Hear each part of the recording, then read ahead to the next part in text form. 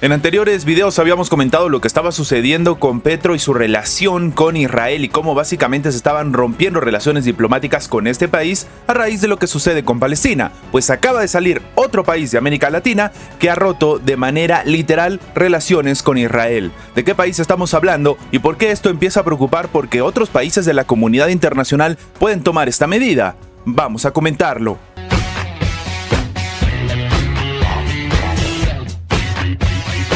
El día de hoy, Bolivia acaba de romper relaciones con Israel. Y es que sí, el gobierno de Luis Arce ha anunciado que Bolivia rompe totalmente relaciones con Israel ante la escalada del conflicto en Gaza, que ha dejado ya más de 8.000 fallecidos. ¿Existe entonces la posibilidad de que otros países de la región se sumen a esta medida de crítica diplomática? Lo que primero llama la atención es que América Latina es la primera zona del mundo donde se empiezan a generar rupturas de manera literal entre los países miembros con precisamente Israel. El anuncio, en este caso boliviano, fue hecho por el vicecanciller Freddy Mamani en una conferencia de prensa emitida desde la Casa Grande del Pueblo, donde ha aseverado que la posición boliviana ante Israel se articula en consecuencia con la Carta de las Naciones Unidas, que rechaza todo tipo de tratos crueles, inhumanos y degradantes establecidos en la Declaración Universal de los Derechos Humanos. Así, Bolivia decidió entonces romper relaciones en, como ellos dicen, repudio y condena a la ofensiva y desproporcionada respuesta por parte de Israel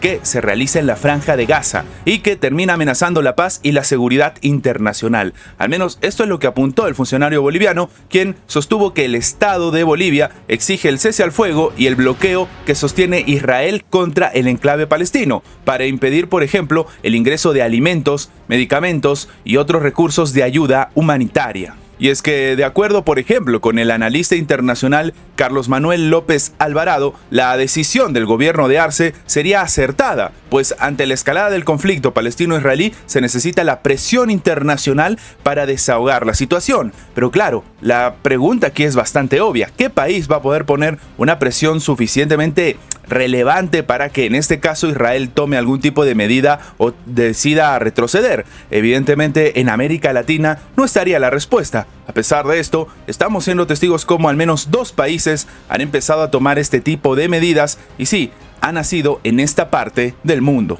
Irán vuelve a la carga con respecto a la crisis que se está viviendo entre Israel y Palestina, y es que el líder supremo iraní ha pedido a los países musulmanes cesar el suministro de petróleo a Israel, así como lo escuchan. Básicamente el ayatolá Ali Khamenei ha pedido a los países musulmanes que pongan fin a todo tipo de cooperación comercial y económica con Israel y dejen de suministrar petróleo y alimentos a Tel Aviv.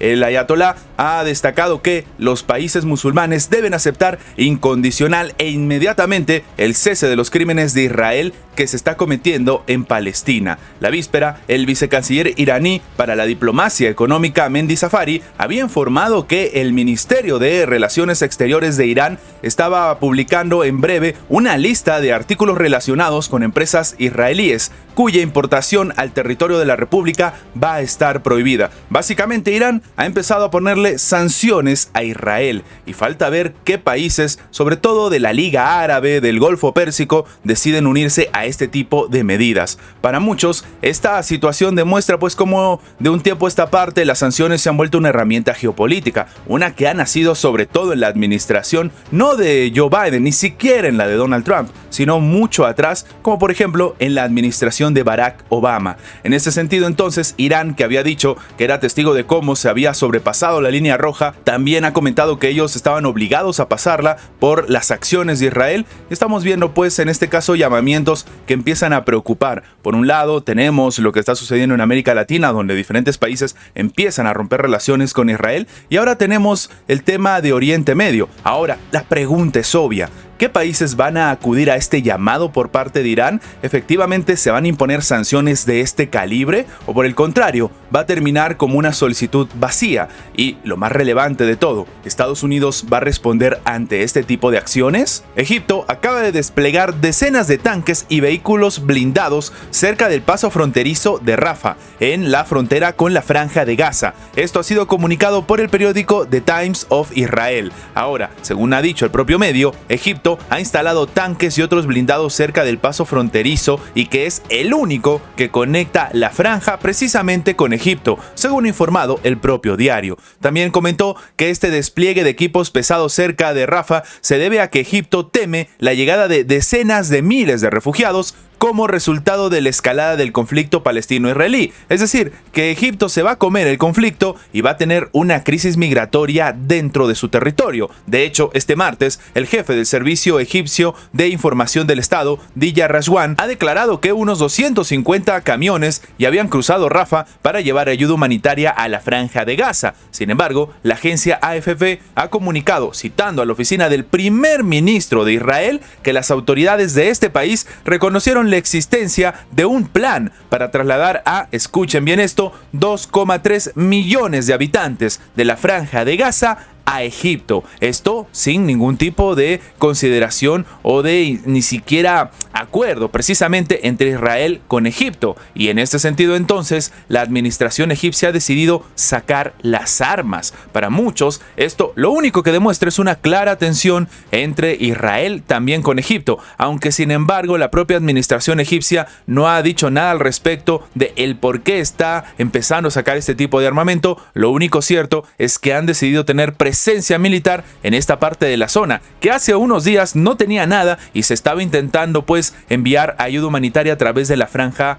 en este caso por el paso de Rafah, que se había logrado conseguir, pero ahora incluso Egipto, que se intentó mantener al margen y estuvo siempre abierto al diálogo para enviar ayuda humanitaria, está sacando las armas. Una nueva crisis se está cocinando dentro de la Casa Blanca, y es que Joe Biden acaba de salir al frente a decir que va a vetar el proyecto de ley de la Cámara Baja para enviar ayuda a Israel. ¿Por qué está pasando exactamente esto? Pues el presidente de Estados Unidos, Joe Biden, ha dicho que va a vetar, si se aprueba, el proyecto de ley de la Cámara de Representantes sobre una ayuda suplementaria a Israel por un valor de 14.300 millones de dólares, ya que, según dicen, esto va a politizar totalmente la asistencia a Tel Aviv, según ha informado la Casa Blanca. Lo que dice el comunicado es que el gobierno de Joe Biden se opone firmemente a la aprobación en la Cámara de Representantes de la Ley de Asignaciones Suplementarias de Seguridad de Israel 2024, un proyecto de ley que hace asignaciones suplementarias de emergencia para responder a los ataques en Israel para el año fiscal que finaliza el 30 de septiembre del 2024 y para otros fines. Si al presidente se le presenta este proyecto de ley, lo va a vetar. Es lo que ha dicho de manera literal la Casa Blanca, y es que para esta entidad la aprobación de dicha normativa politizaría todavía más la asistencia a Tel Aviv y convertiría a su aliado de Israel en un peón en la política estadounidense. Esto llama la atención tomando en cuenta que es precisamente esta administración la que ha hecho lo mismo con la administración de Volodymyr Zelensky en Ucrania. Ahora, hay algo curioso que se puede leer entre líneas y no se está comentando, y que después de un tiempo, oye, la administración de Joe Biden ha tenido que reconocer, y es que se está criticando que en este proyecto de ley no se hable de ninguna ayuda económica para Ucrania. Así como lo escuchan, habíamos comentado en anteriores videos que el propio Joe Biden estaba presentando un mega paquete multimillonario en el cual se asignaban fondos para Ucrania, para la administración en Israel e incluso también para el propio Estados Unidos en su frontera sur con México. Sin embargo, en la división de cuánto le correspondía a cada uno, básicamente la ayuda a Israel no llegaba ni a la mitad de lo que se le quería mandar a Ucrania. Y claro, evidentemente el Partido Republicano decidió no apoyar esta intención porque no querían enviar este tipo de ayudas a Ucrania. Pero sí, lo que estaban haciendo era también negarle ayudas a Israel. Entonces han presentado su proyecto de ley para enviarlo por separado. Y entonces ahora es Joe Biden el que está criticando que no se le está enviando ayuda a Ucrania, pero sí a Israel. Esto lo único que está demostrando es la marcada división política que se vive en el gobierno estadounidense. Y esto, recordémoslo, a puertas de las elecciones que se vienen el próximo año. Estas son las noticias más relevantes de la geopolítica actual del día de hoy. Recuerda que tu like nos ayuda mucho a seguir creciendo, pero sobre todo nos ayuda a que esta información llegue a más personas. Y sin más que agregar, nos vemos en la próxima. Antes de terminar con el video, queremos agradecer a toda la gente que se ha hecho miembro del canal, que nos ayudan a mantener vigente este proyecto, a seguir adelante y, como siempre digo, vamos por más.